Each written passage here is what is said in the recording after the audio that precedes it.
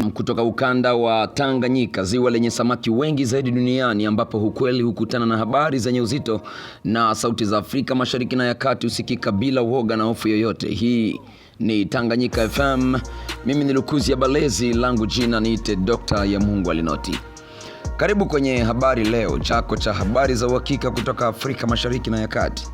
Katika dunia ambayo ukweli hupiganiwa na habari hubeba nguvu kuliko risasi, karibu kwenye vichwa vikuu vya habari leo 27 Mei 2026.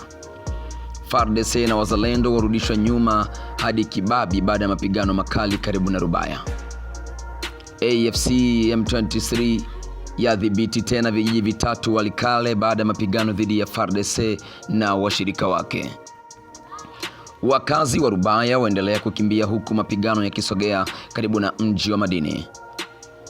Mashambulizi mapya yaripotiwa Masisi, Nyamilima na Minembwe, huku milio ya silaha nzito ikisikika usiku kucha. Serikali ya DRC yasema zaidi ya watu milioni 1 wamerejea Kivu Kusini tangu kuanza kwa operesheni mpya za usalama. Mombasa, mashirika ya haki za binadamu yaonya kuhusu kuongezeka kwa mauaji ya raia yanayohusishwa na ADF. Kisangani yaendelea kuimarisha ulinzi baada ya mashambulizi ya ndege zisizo na rubani karibu na Bangboka. Marekani yaendelea kujadili ushirikiano wa madini ya coltan ya Rubaya huku vita vikizidi mashariki mwa DRC. Mashirika ya Umoja wa Mataifa yaonya kuwa mashambulizi ya ndege zisizo na rubani yanaongeza hatari ya vita kuenea zaidi mashariki mwa DRC. Mali, serikali yapiga marufuku shughuli za vyama vya siasa. Ghana, maandamano makubwa dhidi ya gharama za maisha yatikisa Accra. Somalia, jeshi la serikali liendelea operesheni dhidi ya wasi wa Al-Shabaab. Habari kamili. FARDC na wazalendo warudishwa nyuma karibu na Rubaya.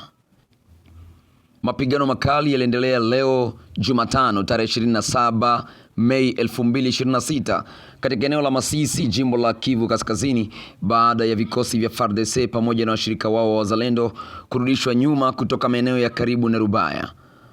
Kwa mujibu wa taarifa zilizochapishwa na Actualite CD, mapigano makubwa yalitokea Kanyaru karibu na Rubaya, huku AFC M23 ikifanikiwa kuwasukuma FARDC na wazalendo hadi eneo la Kibabi. Kanyaru ilikuwa imetajwa jana kama eneo ambalo FARDC na wazalendo walikuwa wameingia baada ya operesheni mpya dhidi ya AFC M23, huku vyanzo vingine vikithibitisha kuwa tayari wazalendo walihusika kabisa na kuingia katika maeneo ya Rubaya. Hata hivyo, mapigano ya leo yanaonyesha kuwa hali bado ni ya kubadilika haraka. Rubaya inaendelea kuwa eneo muhimu sana kutokana na migodi ya coltan, biashara ya madini pamoja na njia muhimu za usafirishaji katika Kivu Kaskazini. Wakazi wa eneo hilo wameendelea kukimbia kutokana na hofu ya kuzingirwa kwa mji wa madini. AFC M23 yadhibiti tena vijiji vitatu Walikale. Katika eneo la Walikale, waasi wa AFC wameripotiwa kurejesha udhibiti wa vijiji vitatu baada ya mapigano dhidi ya FARDC na makundi ya wazalendo.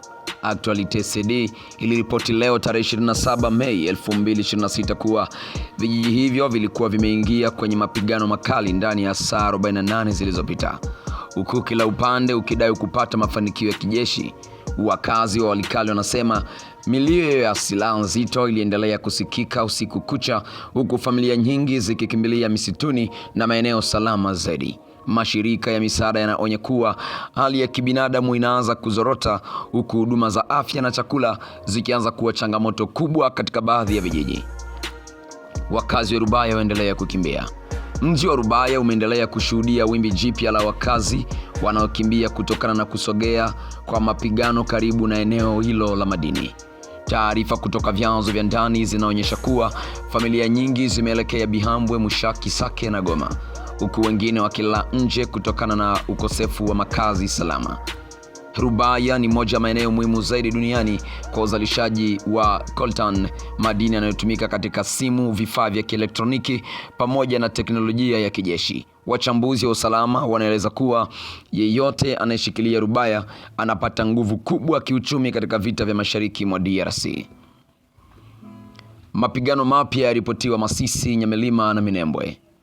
Mapigano mapya yameripotiwa leo katika Masisi, Nyamilima pamoja na Minembwe kati ya AFC M23 Wazalendo na vikosi vya FARDC. Wakazi wa maeneo hayo wamesema milio ya silaha nzito imeendelea kusikika mchana na usiku, huku baadhi ya vijiji vikibadilisha udhibiti mara kwa mara. Katika baadhi ya maeneo, ndege zisizo na rubani zimeripotiwa kutumika, jambo linaloongeza hofu ya kuongezeka kwa kiwango cha vita. Wachambuzi wa kijeshi wanaonya kuwa matumizi ya ndege zisizo na rubani pamoja na kuongezeka kwa makundi ya wazalendo vinaifanya vita vya mashariki mwa DRC kuwa vya kisasa zaidi na vigumu kudhibiti. Serikali ya DRC yasema zaidi ya watu milioni 1 wamerejea Kivu Kusini. Serikali ya Jamhuri ya Kidemokrasia ya Kongo imesema zaidi ya watu milioni 1 waliokuwa wamekimbia makazi yao wameanza kurejea katika baadhi ya maeneo ya Kivu Kusini. Kwa mujibu wa taarifa iliyotolewa tarehe 26 Mei 2026, kurejea huko kunahusishwa na operesheni mpya za usalama pamoja na kupungua kwa mapigano katika baadhi ya maeneo ya Kivu Kusini. Hata hivyo, mashirika ya misaada yanaonya kuwa baadhi ya maeneo bado si salama, huku huduma muhimu kama afya, maji na shule zikiwa bado zimeharibiwa na vita. Mombasa. Mashirika ya haki za binadamu yaonya kuhusu ADF. Katika eneo la Mombasa, jimbo la Ituri, mashariki, mashirika kumrazi ya haki za binadamu yameonya kuhusu kuongezeka kwa mashambulizi yanayohusishwa na kundi la ADF. Kwa mujibu wa shirika la Protection Plus, zaidi ya raia 30 wameuawa mwezi Mei pekee, huku vijiji kadhaa vikishambuliwa katika maeneo ya Walese, Karo na Baliba Babombi. Mashirika hayo yanasema wanawake na watoto wanaendelea kuwa waathirika wakubwa zaidi, huku wananchi wengi wakikimbia mashambani na vijijini kutokana na hofu ya mashambulizi mapya kuendelea. Kisangani yaendelea kuimarisha ulinzi. Mamlaka za Kisangani zimeendelea kuimarisha ulinzi baada ya mashambulizi ya ndege zisizo na rubani karibu na uwanja wa ndege wa Bangboka. Taarifa zilizotolewa ndani ya siku 2 zilizopita zinaonyesha kuwa vikosi vya usalama vinaendelea kufanya doria, huku ulinzi ukiongezwa kwenye miundombinu muhimu ya mji huo. Wananchi wa Kisangani wameendelea kuwa na hofu baada ya mashambulizi hayo kuonyesha kuwa vita vinaweza kuenea zaidi kuelekea maeneo mengine ya mashariki mwa DRC. Marekani yaendelea majadiliano ya madini Rubaya. Ripoti mpya zimeonyesha kuwa Marekani inaendelea kujadili ushirikiano wa kimkakati kuhusu madini ya coltan ya Rubaya pamoja na serikali ya DRC. Reuters iliripoti kuwa Rubaya ni moja ya maeneo muhimu zaidi duniani kwa uzalishaji wa tantalum, madini yanayotumika katika vifaa vya kijia na viwanda vya kijeshi. Hata hivyo, eneo hilo linaendelea kudhibitiwa na mapigano, jambo linalofanya uwekezaji kuwa mgumu na wa hatari zaidi, au kufanya wawekezaji kuingia katika mikataba na makundi yanayodhibiti silaha kinyume na serikali. Umoja wa Mataifa waonya kuhusu matumizi ya ndege zisizo na rubani. Mashirika ya Umoja wa Mataifa pamoja na wachambuzi wa usalama wameonya kuwa matumizi ya ndege zisizo na rubani katika vita vya mashariki mwa DRC yanaongeza hatari ya kuenea kwa vita na madhara kwa raia. Katika miezi ya hivi karibuni, mashambulizi kadhaa ya ndege zisizo na rubani yameripotiwa Goma, Rubaya na maeneo mengine ya Kivu Kaskazini. Wataalamu wanaeleza kuwa matumizi hayo yanaonyesha vita vya Kongo vinaingia hatua mpya ya teknolojia ya kijeshi, huku raia wakibaki katika hatari kubwa zaidi kuliko hapo awali. Mali. Serikali ya kijeshi yapiga marufuku shughuli za vyama vya siasa.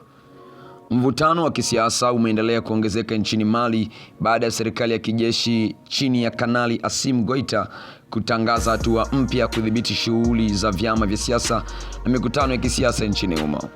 Taarifa iliyotolewa jijini Bamako tarehe 27 Mei 2026, serikali ilisema hatua hiyo inalenga kulinda usalama wa taifa, huku ikituhumu baadhi ya vyama vya siasa kwa kuchochea maandamano na migogoro ya ndani. Hatua hiyo imezua ukosoaji mkubwa kutoka mashirika ya haki za binadamu, viongozi wa upinzani pamoja na baadhi ya nchi za Afrika Magharibi. Wapinzani wanaeleza kuwa serikali ya kijeshi inaendelea kuchelewesha kurejesha utawala wa kiraia, huku uhuru wa kisiasa ukizidi kubanwa nchini humo. Mali imeendelea kukabiliwa na mashambulizi ya makundi yenye silaha, matatizo ya kiuchumi na mvutano wa kisiasa tangu mapinduzi ya kijeshi yaliyomwingiza Assimi Goita madarakani. Ghana, maandamano makubwa dhidi ya gharama za maisha yaitikisa Accra. Maelfu ya wananchi wameendelea kufanya maandamano katika mji mkuu wa Ghana, Accra, kupinga kupanda kwa gharama za maisha pamoja na hali ngumu ya uchumi nchini humo. Waandamanaji waliokusanyika tarehe 27 Mei 2026 walilaumu serikali kwa kupanda kwa bei ya chakula, mafuta, usafiri pamoja na huduma za msingi. Baadhi ya waandamanaji walibeba mabango yaliyokuwa yakiandikwa maisha yanakuwa magumu kila siku. Polisi walionekana kuimarisha ulinzi karibu na majengo ya serikali, bunge pamoja na benki kuu ya Ghana. Serikali ya Rais John Mahama imesema inaendelea kuchukua hatua za kuimarisha uchumi, lakini wananchi wengi wanaeleza kuwa hali bado ni ngumu sana kwa familia za kawaida. Wachambuzi wa siasa wanaonya kuwa iwapo uchumi hautaimarika haraka, maandamano yanaweza kuongezeka zaidi katika miezi ijayo. Somalia. Jeshi la serikali linaendelea operesheni dhidi ya Al-Shabaab. Jeshi la Somalia pamoja na washirika wa kimataifa limeendelea na operesheni mpya dhidi ya wapiganaji wa Al-Shabaab katika maeneo ya katikati mwa nchi hiyo. Kwa mujibu wa Wizara ya Ulinzi Somalia, operesheni hizo zilifanyika katika maeneo ya Hiran na